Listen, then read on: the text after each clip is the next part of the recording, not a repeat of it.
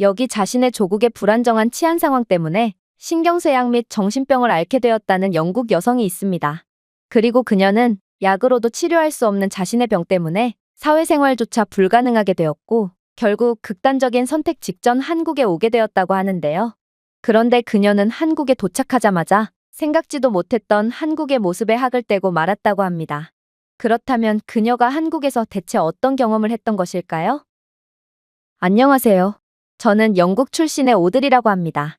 저는 현재 런던에서 거주하고 있고 영국 최고의 금융회사에서 일하며 많은 돈과 명예를 동시에 누리고 있는데요. 하지만 이렇듯 남들 눈에는 꽤나 성공한 것처럼 보이는 제 인생이지만 저는 그 어느 때보다 불안함과 불안정감을 느끼며 정신병 약까지 복용 중인 상황입니다. 왜냐하면 런던이라는 도시는 제가 어렸을 때와는 너무나도 달라졌기 때문이죠. 런던은 원래도 그렇게 안전한 도시라고 할 수는 없었지만 어느 순간 불법 이민자들이 몰려오면서 대낮에도 총기 사건이 발생하는 무법지대로 변해버린 지 오래거든요. 저만 해도 얼마 전 런던 대낮에 한복판에서 묻지마 폭행을 당한 뒤 소지품 모두를 강탈당해버렸고 이러한 충격적인 사건은 제게 트리거로 작용해 저는 10초에 한 번씩 뒤를 확인하지 않으면 불안감에 걸을 수조차 없게 되었을 정도로 완전히 정신적으로 피폐해져 버린 것입니다. 심지어 최근에는 런던 시내에서 조직들 간의 총격전이 발생했는데 마침 그 길을 걷고 있던 엄마가 그러한 총격전에 휘말려 중상을 당하신 뒤 저는 결국 복용하고 있던 정신병 약까지 효과가 없어지며 그야말로 넋을 놓고 말았죠. 저는 잘 나가던 직장에서 장기 휴직까지 하며 정신치료에 전념했지만 결국 저는 런던에서 금방이라도 죽을 것만 같다는 불안감을 떨쳐낼 수가 없었고 그렇게 극도의 불안감으로 인해 극단적인 행동까지 하려던 그때 저는 해외여행이라는 특단의 결심을 하게 되었습니다. 저는 저와 비슷한 불안 증세를 겪던 여성이 한국에 여행 가자마자 상태가 급격하게 호전되었다는 영상을 시청하게 되었고 도대체 한국이 어떤 국가길래 이러한 불치병마저 고칠 수 있는 건가 싶어 기대 반 의심 반의 감정이 들었거든요. 하지만 약도 안 듣는 제게 선택권 따위는 존재하지 않았고 그렇게 저는 지푸라기라도 잡는 심정으로 한국에 도착하게 되었습니다. 불운하게도 영국에서 한국으로 가는 여정은 매우 먼 거리를 이동해야 하는 긴 여정이었기에 결국 저는 한국에서 시차 적응에 실패해 밤낮이 바뀌고 말았는데요. 그래서 저는 해가 질 때쯤 겨우 정신을 차리고 계획했던 한강이라도 가보기 위해 숙소에서 나오게 되었습니다. 사실 영국은 해가 짐과 동시에 모든 도시가 우범지대로 변하므로 안 그래도 치안에 대한 트라우마까지 있던 저는 빠르게 한강 구경을 마친 뒤 해가 지기 전에 숙소로 복귀할 생각이었는데요. 아무리 한국이 안전하다고 해도 밤에도 안전이 확보된다는 것은 영국에서 평생을 자란 제게는 도저히 와닿지가 않는 개념이었거든요. 그런데 그렇게 기대 없이 한강에 도착한 저는 도저히 믿기지가 않는 장면을 목격하게 됩니다. 영국의 해가 질 때쯤의 풍경은 안전에 대한 염려 때문에 해가 완전히 지기 전에 빠르게 집으로 돌아가려는 긴장한 사람들로 북새통을 이루지만 한국에서는 그러한 정신없고 불안한 모습을 일절 볼 수가 없었거든요. 심지어 한강의 몇몇 노점들은 직원이나 보안 카메라도 전혀 없이 그저 음식과 돈통만이 덩그러니 놓여있을 뿐이었는데요.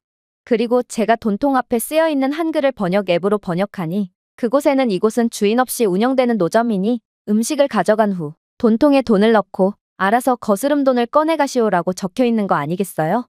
이건 정말 말이 안 되는 상황이었습니다.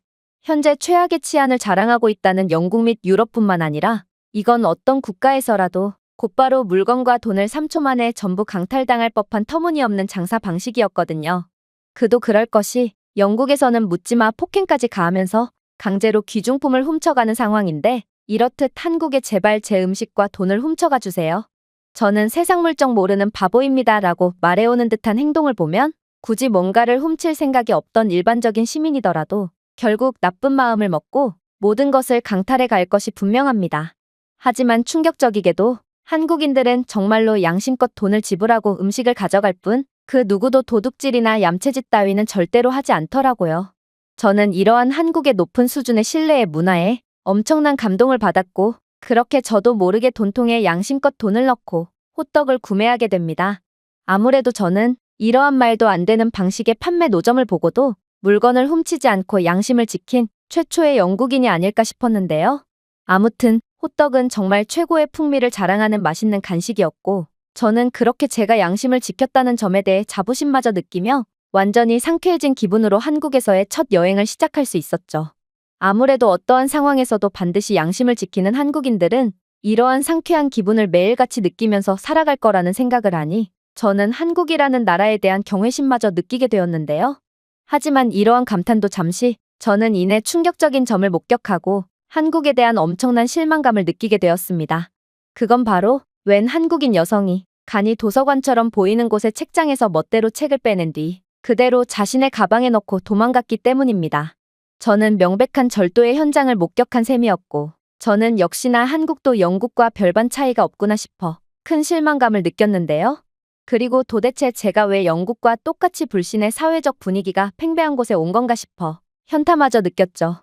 그래서 저는 시간을 낭비했다는 울분과 제 신경쇠약에 따른 정신병은 절대로 고칠 수가 없을 거라는 절망감에 결국 책을 훔치는 한국인 여성에게 모진 말을 쏟아내버렸습니다. 이봐요. 당신은 지금 책을 절도하고 있어요. 아무래도 도서관에 사서는 잠시 자리를 비운 모양인데 당신은 그러한 틈을 노려 교묘하게 책을 훔치는 거겠죠. 한국은 무인 상점 등으로 그렇게나 착한 척을 하더니 결국 당신들도 밥 먹듯이 물건을 훔치는 양심 없는 유럽 사람들과 별다를 바가 없는 사람들이었어요. 그런데 이러한 제 모진 말에 한국인 여성은 제 말 자체가 이해가 안 간다는 듯 연신 고개를 갸웃대는 거 아니겠어요? 그러면서 그녀는 유창한 영어를 구사하며 충격적인 대답을 해오기 시작했죠. 제가 책을 훔친다고요? 책을 대체 왜 훔쳐요? 이건 얼마 하지도 않는 책인데 고작 이러한 작은 금액을 위해서 양심을 판다고요? 저는 평생을 한국에서 살아온 입장으로서 당신의 말이 이해가 안 되네요. 한국인은 절대로 이러한 푼돈의 양심을 팔지 않아요. 제가 사서와의 별다른 상호작용 없이 그대로 책을 제 가방에 넣은 것은 이 도서관은 무인 도서관이기 때문이에요. 그리고 이 무인 도서관은 도서 회수율이 110%로 오히려 한국인들은 책을 제때 반납할 뿐만 아니라 자신이 가진 책들을 무인 도서관에 기부하기까지 하고 있죠. 만약 제가 책을 훔치는 도둑이었다면 어떻게 무인 도서관의 회수율이 100%를 넘어갈 수가 있겠어요? 그나저나 당신의 조국에서는 이러한 도둑질이 당연하게 여겨지나 보군요. 참 안타깝네요. 그리고 한국인인 저로서는 도대체 내 물건이 아닌 물건을 왜 훔치는지도 이해가 안 가고 말이에요. 저는 그녀의 말에 경악을 할 수밖에 없었습니다. 도서 회수율이 100%를 넘어간다니 이건 도대체가 보고도 믿을 수가 없는 상황이었거든요. 한강 주변에는 왜 이렇게 책을 감상하는 사람들이 많나 싶었더니 한강 곳곳에는 무인 도서관이 설치되어 있기에 한국인들은 아무런 보증 없이도 손쉽게 책을 빌려볼 수 있기 때문이었는데요. 한국은 특유의 수준 높은 문화 덕분에 이렇듯 두터운 사회적 신뢰가 수반되어야만 유지할 수 있는 놀라운 편의 인프라가 당연하다는 듯 구축되고 유지될 수 있는 거였죠. 솔직히 저는 한국이 미치도록 부러웠습니다. 무인 도서관이라니 저는 대낮에도 범죄 걱정을 하며 긴장한 채 다녀야 하는 영국에서 평생을 살아와서 그런지 이러한 무인이라는 개념이 도저히 적응이 안 됐거든요. 영국에서는 멀쩡한 도서관에서도 심심치 않게 절도 사건이 일어나곤 하고 영국인들은 책뿐만 아니라 도서관에 비치된 도서 검색용 컴퓨터마저 죄다 훔쳐서 팔아버리곤 하는데 어떻게 한국인들은 책을 훔쳐가도 아무도 모를 이러한 시스템 하에서도 끝까지 양심을 지킬 수가 있단 말인가요? 결국 저는 제 조국에 대한 부끄러움과 이 한국인 여성에 대한 죄책감에 얼굴이 홍당무가 되어버렸고 그렇게 그녀에게 사과를 건네며 거의 도망치듯 한강 다른 곳으로 이동했습니다. 한강은 정말 놀라운 강이었어요. 유럽에도 템스강, 센강 등 각 나라를 대표하는 유명한 강이 있지만 한국은 서울이라는 메가 도시를 가로지르는 거의 바다폭만큼 넓은 강을 가지고 있었고 이건 유럽의 작은 강들과는 비교조차 안 되는 웅장함과 색다른 아름다움과 평화로움을 선사해 주었거든요. 그러나 한강의 특별한 점은 여기서 끝이 아니었습니다. 저는 한강 주변을 정신없이 구경하다 보니 이내 어둠은 깊어갔고 어둑어둑한 밤이 되어버렸는데요. 그리고 이건 밤에는 절대로 움직이지 말 것이라는 제 첫 번째 규칙을 어긴 상황이었죠. 특히나 안전에 대한 트라우마가 있던 저는 밤에 외출을 하면 온몸이 부들부들 떨리는 지경에까지 이른 그야말로 온몸이 밤을 거부하는 중증 심리장애를 앓고 있던 상황이었는데요. 그런데 오직 한국의 한강에서만큼은 밤임에도 마치 안전한 집에서 이불을 덮고 있는 것처럼 매우 안정적인 기분만이 느껴질 뿐이더라고요. 저는 이렇듯 한국에 오자마자 제 트라우마를 어느 정도 치료한 상황에 그저 당황스러움을 느낄 뿐이었습니다. 그리고 제가 왜 이렇게 안정감을 느낄 수 있었는지 곰곰이 생각해 본 결과 저는 한국의 놀라운 점 하나를 인지하게 되었죠. 그건 바로 한국은 밤에도 낮처럼 밝은 스마트시티 인프라를 구축해둔 국가였기에 저는 밤임에도 위험하다는 느낌을 전혀 받을 수가 없던 모양이었습니다. 일단 한강 곳곳에는 영국에서는 우범지대의 상징인 굴다리에 마저 스마트 가로등이 설치되어 있었고 조금의 위험도 느껴지지 않는 극강의 안전한 분위기를 자랑하고 있었는데요. 이러한 스마트 가로등은 보행자 활동에 따라 밝기를 조절했기에 거리가 완전히 비어있을 때는 치안 유지를 위해 적당량의 밝기를 유지했지만 사람이 접근하면 그의 예상 동선을 인식하고 곧바로 밝은 빛을 발산함으로써 극한으로까지 에너지를 절약하고 있더라고요. 하지만 더욱 놀라웠던 점은 한국은 이렇듯 에너지를 극한으로까지 절약하는 기술력을 갖고 있음에도 밤을 대낮처럼 밝히는데 소요되는 비용은 전혀 들지 않았다는 것인데요. 왜냐하면 한국이 자체 개발한 이 스마트 가로등에는 태양광 패널이 설치되어 있어서 대낮에는 태양열로 에너지를 비축한 다음 날이 어두워졌을 때 에너지를 방출하면서 이러한 안전하게 어둠을 밝히는 데에 따른 비용을 영에 수렴하게끔 하고 있었거든요. 특히나 한국은 이렇게 아낀 전력을 통해 AI 공기질 센서까지 유지하고 있었는데요. 한국의 가로등에서는 높은 오염 수준이 감지되면 디지털 패널에 실시간 대기질 업데이트를 표시하며 스마트폰 알림을 통해 인근 주민들에게 알려주기까지 하고 있었습니다.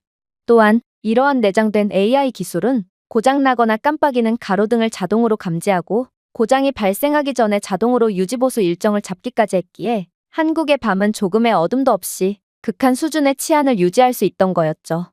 물론 한국의 압도적인 스마트시티 인프라는 여기서 끝이 아니었습니다. 한국의 이러한 거리에는 초고속 와이파이까지 무료로 제공되고 있었기에 저는 유사시에 곧바로 도움을 요청할 수 있었고 이는 제게 상당한 안정감을 제공해 주었거든요. 길거리에서 무료 와이파이를 사용할 수 있다니 이건 도대체가 도저히 현실적이지 않은 인프라 수준이었기에 저는 그저 얼이 빠질 수밖에 없었는데요. 영국의 길거리에서는 공공 와이파이는커녕 가끔은 데이터조차 제대로 터지지 않기에 유사시에 경찰에 연락하려고 해도 그러한 연락이 안 될 수 있다는 불안한 감정을 항상 느껴야만 하거든요. 물론 영국은 예산 부족을 이유로 어두운 밤에도 가로등 불빛조차 제대로 못 켜는 상황이기에 영국의 밤거리에서 안정감이란 절대로 느낄 수가 없는 감정입니다. 생각해보세요. 저희 집 앞 가로등만 해도 제가 어렸을 때부터 고장나 있었는데 십수년이 지난 지금까지도 계속해서 고쳐지지 않고 있고 이는 영국의 도시 인프라는 유지보수가 전혀 안 된다는 뜻이거든요. 그런데 어떻게 이런 어둡고 열악한 영국의 밤거리에서 안전을 기대할 수 있단 말인가요? 그러나 한국은 기술력을 통해 예산 문제와 치안 문제를 완전히 해결해버린 국가였고 저는 이러한 한국의 선진적인 면모에 그저 넋놓고 감탄을 할 뿐이었습니다. 그렇게 한국에서 완전히 마음이 풀어진 저는 더더욱 압도적인 한국의 모습들을 감상할 수 있었는데요. 시원한 밤 공기를 즐기는 자전거 이용자들과 늦은 밤까지 피크닉을 즐기는 가족들의 모습, 그리고 안전에 대한 걱정 없이 달리는 조깅하는 사람들과 벤치에 앉아 가로등 아래에서 책을 읽고 있는 한 여성 등 한국의 도시는 밤에도 완전히 평화롭고 차분하게 살아있던 것입니다. 영국에서는 절대로 기대할 수 없는 이러한 모습들을 보니 저는 어쩌면 한국이 안전한 것은 그저 인프라 덕분만이 아닐 수도 있겠다는 짐작을 하게 되는데요. 한국은 원래 극한 수준으로 높은 시민의식을 가진 국가로 한국인들은 원래 남에게 피해를 주는 범죄 행위 따위는 저지르지 않지만 그저 더 편리하고 윤택한 삶을 위해 더욱 강력한 스마트 인프라를 개발해 놓았을 뿐인 것 같았거든요. 이건 범죄를 막기 위해 치안 인프라를 개발하는 다른 국가들과는 인과관계 자체가 완전히 다른 셈이었습니다. 하지만 더 인상 깊었던 건 따로 있었죠. 그건 바로 밤의 한강 풍경은 가슴에 사무치도록 아름다웠다는 것입니다. 한강은 광활한 거울처럼 펼쳐져 있어 서울의 스카이라인을 끝없이 비추고 있었고 무지개 분수는 570m 길이의 물과 LED 조명이 액체 보석처럼 다리를 따라 흘러내리며 압도적인 공연을 보여주었는데요. 그리고 한국인들은 피크닉 매트 위에 흩어져 편의점에서 즉석 라면을 먹고 조용히 경치에 잠기는 등 이러한 차분한 한국인들의 모습과 조화된 한강의 모습은 그야말로 완벽한 생동감을 자랑하고 있었죠. 또한 멀리 롯데월드타워가 수직 광선처럼 반짝이는 모습은 제게 숨막히는 장면을 연출해주며 완벽한 구성을 제공했는데요. 저는 파리의 센강과 뉴욕의 허드슨강 등 세계의 여러 강들을 경험해봤지만 밤의 한강은 이러한 아무리 세계적으로 유명한 강마저도 완전히 동네 웅덩이로 만들어버리고 압도해버리는 차원이 다른 분위기를 자랑하고 있더라고요. 특히나 한강은 단순히 아름답기만 한 것이 아니라 도시와 자연이 완벽하게 조화를 이루는 듯한 생동감이 느껴지기도 했죠. 그리고 이러한 믿기지 않을 정도로 완벽했던 한강을 경험한 저는 신경쇠약증을 앓고 있는 환자답지 않은 충격적인 결정을 내리게 되었습니다. 그건 바로 지금은 거의 새벽이 다 되어가는 매우 늦은 시간이었음에도 그대로 새로운 관광지를 도전해보는 거였죠.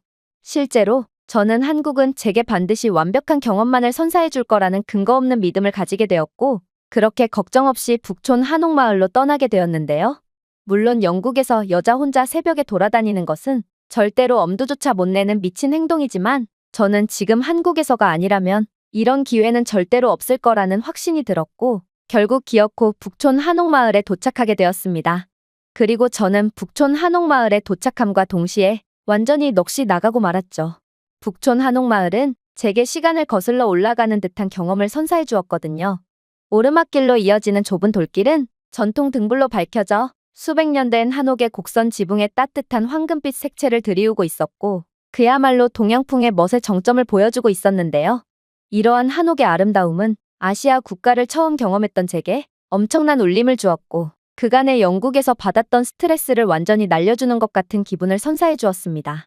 특히나 서울 도심의 정신없는 네온사인과는 달리 밤의 북촌은 조용했다는 점도 인상 깊었는데요. 물론 서울 도심의 형형색색의 조명들도 분명 매력적이었지만 북촌 한옥마을 특유의 자극적인 표지판이 전혀 없이 그저 나무처마 사이로 바람이 바스락거리는 부드러운 소리만이 들리는 동양적인 풍경은 그 자체로도 상당한 매력을 자랑하고 있더라고요. 저는 북촌 한옥마을에서 새벽임에도 상당한 안정감을 받았고, 그렇게 더 깊은 곳까지 들어가게 되었습니다. 그리고 저는 이윽고 도시 전체가 내려다 보이는 지점에 도달하게 되었죠. 그곳에서 저는 멀리 강남과 종로에 빛나는 고층 빌딩과 어둡고 경사진 한옥 지붕이 전경에 방해받지 않고 앉아있는 숨막히는 대조를 보았는데요. 가로등 아래 돌길이 반짝이며 한옥마을의 신비로운 아름다움을 더욱 돋보이게 했을 때는 저는 순간적으로 이곳이 정말로 현실 세계가 맞는지 분간조차 안 됐을 정도로 저는 이곳에서의 기억을 지금도 잊지 못하고 있습니다. 정말로 저는 로마의 고대 역사지구에도 방문해봤지만 한옥은 그러한 세계적인 명소와도 수준이 다른 모습을 보여주고 있었는데요. 밤의 북촌 한옥마을은 손길이 닿지 않고 완벽하게 보존되어 있으면서도 왠지 현대적이고 빛나는 도시의 일부가 된 것 같은 느낌을 자아냈고, 서울은 역사를 지우는 것이 아니라 그것을 포용한다는 점에서 저는 상당한 매력을 느꼈죠. 저는 이곳에서 서울의 진정한 아름다움은 현란한 빛과 고층 빌딩에만 있는 것이 아니라 북촌 한옥마을처럼 시간이 느리게 흘러가는 듯한 숨겨진 장소에 있다는 것을 느낄 수 있었고, 오늘은 정말 제 인생에서 가장 평화로운 밤이라고 확신했는데요. 시대를 초월한 한국 역사로의 회귀의 경험과 고대와 현대 서울의 아름다운 대조를 직접 경험한 저는 영국에서의 트라우마를 씻은 듯이 해소하며 새벽 시간에도 매우 자신감 있게 길을 걸을 수 있게 되었습니다. 그런데 약간의 문제점이라면 저는 한옥마을을 정신없이 구경하다 보니 시간이 너무 늦어져 버렸다는 거였어요. 지금은 벌써 새벽이 지난 시간이었고, 아무래도 저는 이젠 정말로 숙소로 돌아가야 할 듯 보였거든요. 그렇게 저는 오늘 상당히 많이 걸었으므로 숨도 돌릴 겸 편의점에 들러 목이나 축이기로 했고, 북촌 한옥마을을 벗어난 외진 골목길 사이에 있는 편의점에 들어가서 음료수를 구매하게 되었습니다. 그런데 제가 새벽에 이런 외진 골목길을 혼자 걸어도 아무런 일도 생기지 않는 한국의 막강한 치안에 감탄하던 그때 저는 끔찍한 일에 연루되게 되었습니다. 바로 편의점에서 나온 지 1분쯤 되었을까? 골목길 저편에서 낯선 남자가 제 쪽으로 빠르게 다가오고 있었거든요. 저는 불현듯 한국에서 너무 긴장이 풀어진 나머지 여자 혼자 늦은 새벽에, 그것도 골목길을 걷는, 절대로 해선 안 될 행동을 했다는 것을 인지하게 되었고, 그렇게 엄청난 위기감이 들어 빠른 걸음으로 그 현장을 벗어나려고 했는데요. 그러나 제가 속보로 걸음과 동시에 제 뒤에서 따라오던 남자는 벼랑간 저를 향해 뛰기 시작했고, 저는 그렇게 영국에서의 트라우마와 신경쇠약이 다시금 도져오며 마치 심장이 멈춘 것 같은 느낌마저 들었습니다. 결국 저는 제 발에 걸려 그 자리에서 넘어지고 말았고, 얼굴이 완전히 새하얗게 질린 채 어느새 제 코앞까지 다가와 제게 뭔가를 들이미는 그를 절박하게 쳐다볼 뿐이었어요. 저는 살려달라는 말조차 입 밖으로 꺼내지 못한 채 그렇게 벌벌 떨며 무기력하게 엎어져 있었는데요. 그런데 저를 따라오던 의문의 남성은 이내 충격적인 행동을 하는 거 아니겠어요? 그는 영어를 못하는 듯 제게 영어가 적힌 번역 앱을 내밀었고 저는 그의 번역 앱을 받고 깜짝 놀라고 말았거든요. 손님, 해당 음료수는 1+1 행사 상품입니다. 제가 영어를 못해서 미처 말씀드리지 못했네요. 알고 보니 그는 편의점 직원이었던 거였고 그는 제가 가져가지 않았던 음료수를 전해주러 온 거였는데요. 실제로 그는 제가 구매한 음료수와 똑같은 음료수 하나를 내밀더라고요. 저는 이러한 황당한 상황에 턱끝까지 차올랐던 긴장감이 모두 해소되면서 다리에 힘이 풀려 일어나지도 못하고 말았습니다. 그런데 더 어이가 없었던 건 편의점 직원의 그 다음 행동이었어요. 이 직원은 제가 범죄가 걱정돼서 긴장을 했다는 사실 자체를 이해하지 못하겠다는 듯 마치 한국에는 이러한 범죄가 전혀 존재하지 않는 것처럼 행동하기 시작했거든요. 그는 제가 길을 잃었다고 생각하는 모양이었고 이내 예상치도 못한 번역이 적힌 스마트폰을 내밀었죠. 길을 잃으신 건가요? 걱정하지 마세요. 이곳 골목길 보행로에는 긴급지원 키오스크가 설치되어 있거든요. 자, 보세요. 저 키오스크는 곧바로 경찰과 연결할 수 있는 긴급통화 기능을 지원하고 있고 그게 아니라면 당신이 머물고 있는 곳을 입력하면 가장 안전한 경로를 자동으로 알려주거든요. 당연히 저 키오스크는 다개국어 번역 기능을 지원하고 해당 경로를 당신의 스마트폰으로 전송해주므로 걱정할 건 하나도 없어요. 그래도 키오스크 조작이 어렵다면 제가 당신을 도와드릴 수 있어요. 저는 그의 천진난만한 말에 기가 막힐 뿐이었습니다. 이 한국인은 마치 범죄라는 것을 아예 경험한 적도 건너 들은 적도 없는 것처럼 행동하고 있었거든요. 하지만 저는 얼마 안가 그가 왜 이러한 황당한 반응을 보였는지를 단번에 이해할 수 있었습니다. 바로 제가 편의점 직원이 내민 음료수를 가방에 담으려고 했을 때의 상황이었는데요. 그런데 가만 보니 제 가방이 보이지 않는 거 아니겠어요? 아무래도 저는 근처에서 가방을 놓고 쉬다가 그대로 가방을 놓고 몸만 이동한 모양이었고 저는 이러한 암울한 상황에 머리를 감싸준 채 울부짖고 말았습니다. 그 가방에는 여권이 들어있을 뿐만 아니라 제가 도난방지 비상금 명목으로 주머니에 넣은 돈 외에 카드를 비롯한 더 안전한 가방에 분산해둔 더 많은 돈이 들어있었고 그러한 가방을 잃어버렸다는 건 저는 한국에서 정상적인 일정을 수행할 수가 없게 되었다는 뜻이었거든요. 그리고 저는 가방을 어디에서 잃어버린지도 좀처럼 감이 안 갔기에 저는 엄청난 자책감과 절망감의 눈물까지 흘리고 말았죠. 그런데 편의점 직원이 제 상황을 듣더니 이내 충격적인 번역 앱을 내미는 거 아니겠어요? 글쎄요, 당신은 눈물을 흘릴 이유가 전혀 없어요. 도대체 왜 눈물을 흘리는 거죠? 혹시 당신의 가방을 영영 찾을 수 없을까봐 그러는 건가요? 그런 이유라면 안심하세요. 적어도 한국에서만큼은 당신의 가방은 무사할 것이 분명하거든요. 침착하세요. 당신은 가방을 언제 잃어버린 건가요? 당신이 가방을 잃어버린 지 얼마 되지 않은 거면 그냥 가방을 잃어버린 곳으로 되돌아가면 당신의 가방을 찾을 수 있을 거예요. 혹은 당신이 가방을 잃어버린 지 오래되었거나 어디서 잃어버린지조차 모른다면 그냥 경찰서에 연락을 하면 당신의 가방을 찾을 수 있어요. 한국은 원래 그런 곳이거든요. 저는 그의 황당한 말에 얼이 빠질 뿐이었습니다. 세상은 그런 동화처럼 아름다운 곳이 아님에도 이 한국인은 마치 꿈속에서 사는 것 같은 느낌이 들었거든요.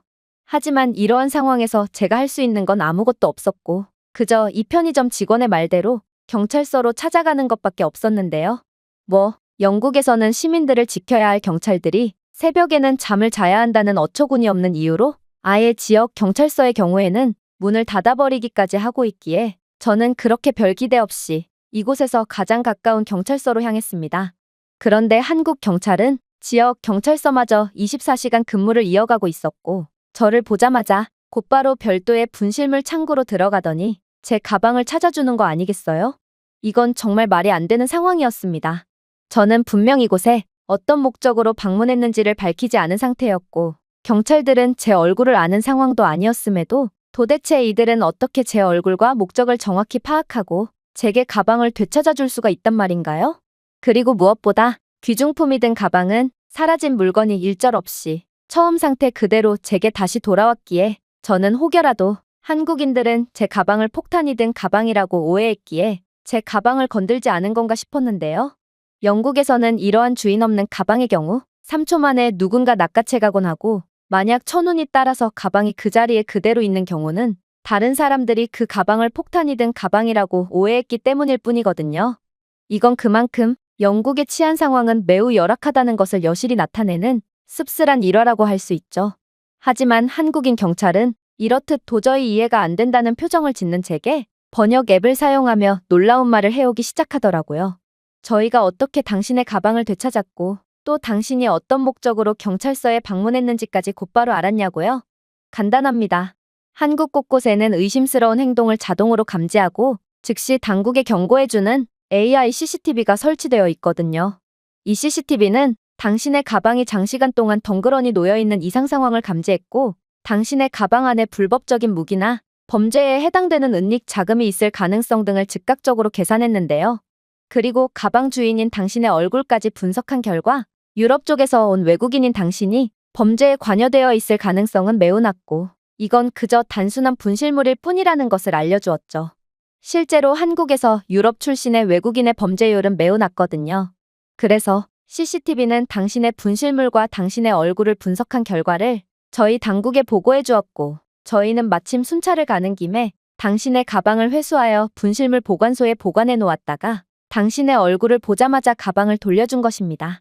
한국에서는 너무도 당연한 일이죠.